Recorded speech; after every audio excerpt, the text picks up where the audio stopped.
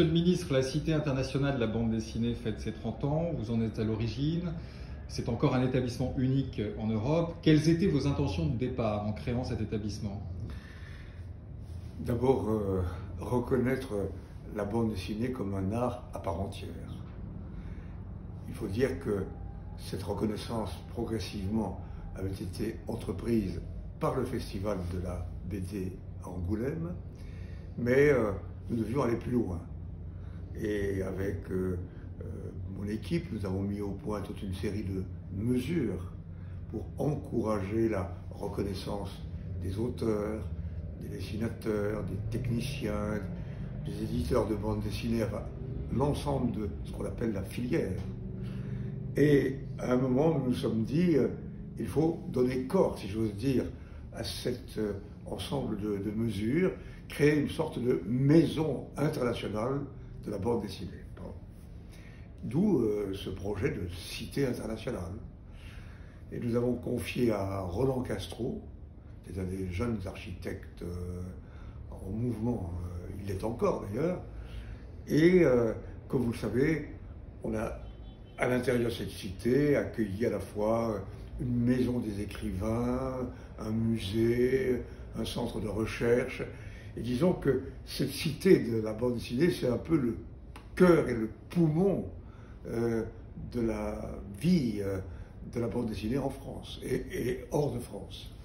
Alors, la bande dessinée connaît un succès absolument considérable d'ailleurs depuis cette date, depuis ces 30 ans. Comment analysez-vous les raisons, les origines d'un tel succès? Bon, d'abord, disons que la bande dessinée... pardon, je ne suis pas sûr d'être un bon analyste, je ne sais pas.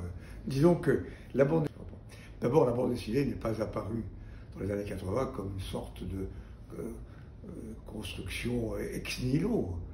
Il y avait en France une tradition, et en Europe, en Belgique en particulier, mais dans beaucoup de pays, très ancienne.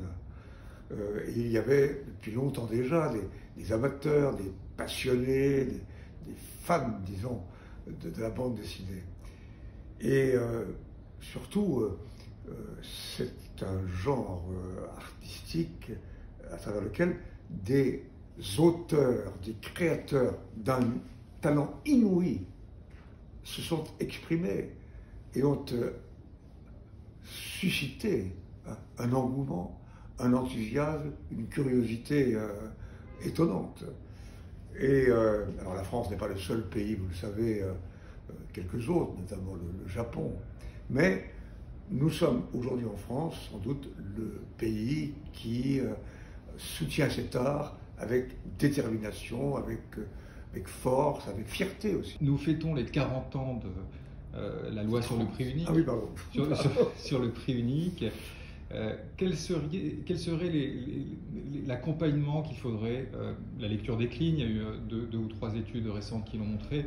Qu'est-ce que vous préconiseriez pour mieux accompagner les pratiques de lecture en France? La loi sur le prix unique du livre concerne l'ensemble des genres littéraires ou artistiques, et en particulier la BD. Comme vous le savez, cette loi a permis de sauvegarder et même d'amplifier le réseau des libraires en France, qui est un réseau, je crois, assez unique en Europe, et à partir de là, de sauvegarder notre système d'édition et donc de création intellectuelle, artistique ou littéraire. Alors, la lecture, bon, d'abord, vous me demandez tout un programme.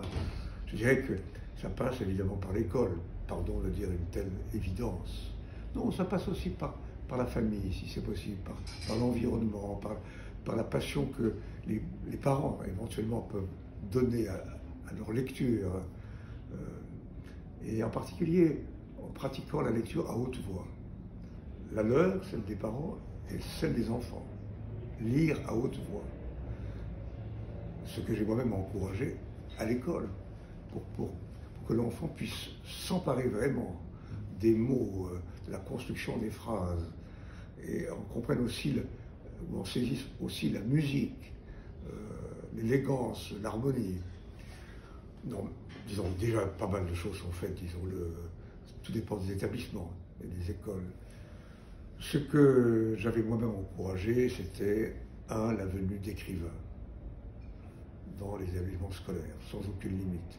Deuxièmement, la création d'ateliers d'écriture, sans aucune limite. Troisièmement,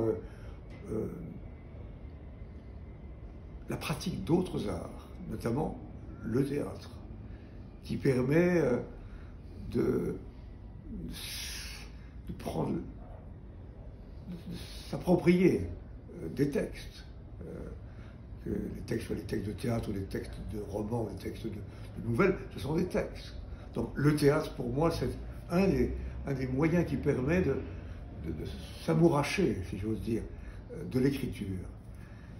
Et puis, j'allais dire, tout ce que nous avions décidé avec Catherine Tasca pour faire que les arts et la culture soient présents à l'école en permanence, de la maternelle à l'université, mériterait d'être repris aujourd'hui.